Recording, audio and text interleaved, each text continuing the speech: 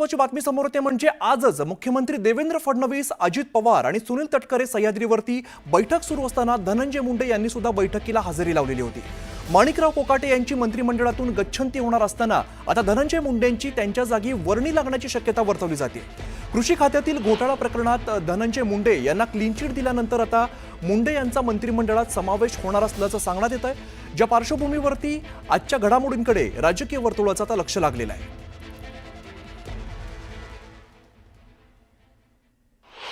सगळं जे आहे आणि याच्यामध्ये 100% काही पोलीस अधिकारी त्यांची सुद्धा नावं आम्ही माननीय साहेबांना सांगितले, त्यांचे फोन आणि त्यांचे सुद्धा कॉल डिटेल चेक करावेत अशा प्रकारची मागणी केली।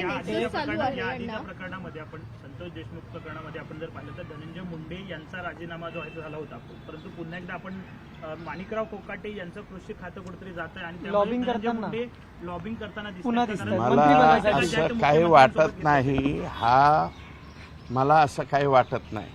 त्यांचा तो आटोकाट प्रयत्न चालू असेल, परंतु यांना घेतलं तर सरकारच्या वरती सुद्धा काही प्रश्न त्या ठिकाणी निर्माण होणार आहेत। हे एक संतोष देशमुख झालं, आता हे आहे बापू आंधळेचं प्रकरण पेंडिंग आहे। बापू आंधळेचा खून कोणी केलाय, नावं कोणाचे घेतले, हे सगळं हे व्हायला लागलं ना। आता तो जो गीते आहे त्याच्या सौभाग्यवतीने मला वाटतं हे सगळं सांगितलंय। वारंवार धनंजय मुंडे जे आहेत मुख्यमंत्र्यांची भेट घेतात, आज अजितदादा सुद्धा होते, तटकरे होते, ते त्यांचं काम आहे, ते भेटतील। अजितदादा भेटले असतील, मला वाटतं दादांचं वेगळं काम असेल। मुंडे वारंवार भेटतात, ते भेटायचं काम आहे त्यांचं, ते भेटतील। आम्हाला त्याच्याबद्दल काहीच बोलायचं नाही, शेवटी तो त्यांच्या पक्षाचा प्रश्न आहे।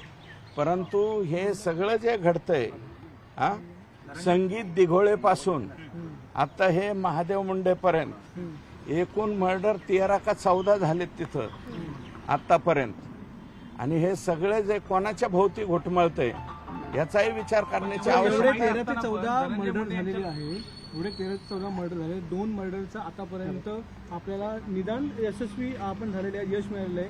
तर काय वाटतंय बाकीच्या मर्डरच्या संदर्भात देखील एक संयुक्त चौकशी व्हायला पाहिजे? 100% व्हायला पाहिजे, त्या सुद्धा फायली उघडले पाहिजे। अजून ते आंधळेचं बापू आंधळेचं आहे सरपंच, त्याच्यावरती नेमक्या गोळ्या कोणी झाडल्या, त्याचे नावं कोणी घेतले, तो एक बालाजी गीते का काय नाव आहे, तो बालाजी मुंडे नावाच्या व्यक्तीची हत्या करण्यात आली, त्याच्यात त्याचा ड्रायव्हर आरोपी करून ठेवलाय, म्हणजे मारणारे दुसरे आणि आरोपी कोण, ड्रायव्हर वेगळाच, आणि ते जेलमध्ये आता त्या आयुष्यामध्ये त्यांनी कुणाला ब सुद्धा म्हणलेला नाही, अशा पद्धतीचा तो ड्रायव्हर आहे, त्याची आता जेलमध्ये रवानगी करण्यात। तुम्ही एवढं सगळं सांगताय, सगळ्या गोष्टी खरं तर इतक्या जाहीर पद्धतीने, पण अजित पवार असतील, सुनील तटकरे असतील, हे धनंजय मुंडेला घेऊन बसतात, कुठेतरी यांना देखील लॉबिंगला पाठवलं म्हणावं। हे बघा, तटकरे साहेबांनी अजितदादांनी काय निर्णय घ्यायचा तो त्यांनी घ्यावा, परंतु वस्तुस्थिती जी आहे तिथे माझं मत आहे की त्यांनी जे आहे त्यांचे कोणीही विश्वासातले माणसं पाठवावे। 5-10 दिवस त्यांनी परळीमध्ये त्यांना मुक्कामाला ठेवावं की इथं नेमका कारभार कसा चालतो, काय चालतो। माणसं किड्या मुंग्यासारखी मारली जातात। 21 महिने झाला आज महादेव मुंडेच्या आणि महादेव मुंडेच्या घरापासून 500 मीटर अंतरावरती परळीचे लोकप्रतिनिधी राहतात, मग त्यांना जाता येत नव्हतं का आतापर्यंत महादेव मुंडेंच्या घरी? मी गेलो तर आम्हाला काळे झेंडे, महादेव मुंडेंना भेटायला का आले म्हणून काळे झेंडे दाखवतात, आणि तुमच्या घरापासून 500 मीटर अंतरावरती महादेवचं घर आहे। मग 21 महिन्यामध्ये परळीच्या लोकप्रतिनिधींना सवड कशी भेटली नाही त्यांच्याकडे जायला हवं होतं ना। तुम्ही अजित पवारांनी किंवा कुणीतरी विश्वासातलं माणसं पाठवा असं म्हणताय, तुम्ही सरकारमध्ये आहात, तुम्ही माहिती सदस्य आहात, तुमच्यावर विश्वास नाही अजित पवार? आम्ही आमच्यावरती विश्वास आहे ना, आम्ही बी बोलू ना काय जे चाललेलं आहे। आता माणिकराव कोकाट्यांच्या बाबतीत ठराविक कोण कोण बातम्या बनवतोय, काय बनवतोय, हे सगळ्या चाले आम्हाला कळतात ना। कोण रोज चालवतोय, माणिकराव कोकाट्यांच्या तालुक्यात जाऊन कोण मुलाखती घेतंय, तिथं कोण उपोषणाला बसलेलं आहे, त्याची दखल कोणती टीव्ही घेते, काय घेते, याचं आम्हाला ज्ञान आहे. मला वाटतं हे माणिकराव कोकाट्यांनीच बघावं. ते ह्याचे म्हणजे ह्याचे लातूरचे जे पोरगा आहे ज्याला मारहाण झाली त्याची मुलाखत कोण घेते जरा तपासून बघा ना.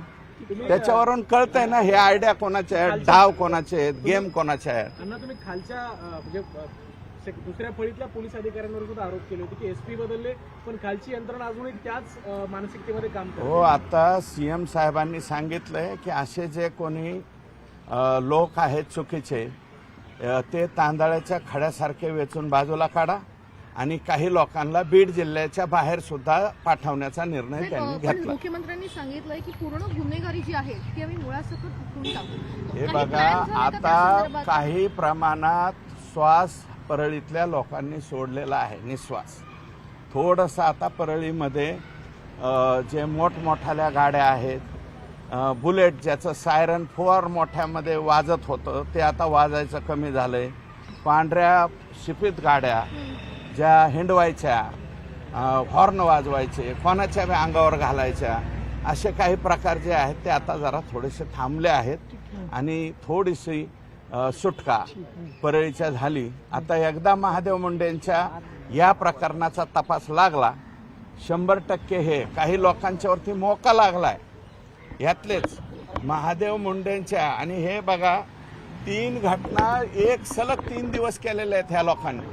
पहिल्यांदा पुजारीला मारलं 307, दुसरं संजय सातभाईला मारलं 307 20 ऑक्टोबर, ही 19 ऑक्टोबर आणि 21 ऑक्टोबरला महादेव मुंडेंचा काटा काढला या लोकांनी. एसआयटी स्थापन झाली सांगाल, मुख्यमंत्र्यांनी आता आदेश दिले एसआयटी स्थापन करण्याचे. मुख्यमंत्री महोदयांनी स्पष्ट आदेश दिलेले आहेत. पंकज कुमावत यांच्या अध्यक्षतेखाली या 3 लोकांची नावं त्या ठिकाणी आणि डीजी साहेबांना फोन करून सांगितलं. जे निवेदन ज्ञानेश्वरीताई मुंडेंनी त्यांना दिलेलं आहे ते निवेदन तात्काळ त्यांनी जे आहे ते डीजींकडे पाठवलंय, स्पेशल मेसेंजर पाठवलाय आणि याची ऑर्डर काढा म्हणून सांगितलं. अण्णा, एक शेवटचा प्रश्न, ज्या पद्धतीने तुम्ही सगळी भूमिका मांडताय, लढा हा देताय, जर धनंजय मुंडेंना पुन्हा मंत्रिमंडळात घेतलं तर मग तुमची काय भूमिका? लढायला अपयश नाही, आम्ही आमच्या पातळीवर माननीय मुख्यमंत्र्यांना जे बोलायचं ते बोलू. त्यांचा पक्ष, त्यांच्या पक्षाचे राष्ट्रीय अध्यक्ष, प्रदेशाध्यक्ष यांना आमचा बोलण्याचा तेवढा नैतिक अधिकार नाही. आमचा नैतिक अधिकार माननीय मुख्यमंत्री महोदयांच्यापर्यंत आहे. हे जे लोक अतिशय चुकीच्या पद्धतीने वागतात त्यांच्या स्वतःच्या मतदारसंघामध्ये इतक्या निर्घुणपणे एका पाठोमागे एक बालाजी मुंडे, बापू आंधळे, महादेव मुंडे, संतोष देशमुख याच्यामध्ये मी यांचेच सगळं सांभाळणारे माणसं आहेत. त्याच्यामुळं आणि जे हे आणि ते माझाच माणूस आहे म्हणणारे यांनाच परत जर संधी द्यायची असेल तर त्या बाबतीमध्ये आम्ही मुख्यमंत्री महोदयांना बोलू.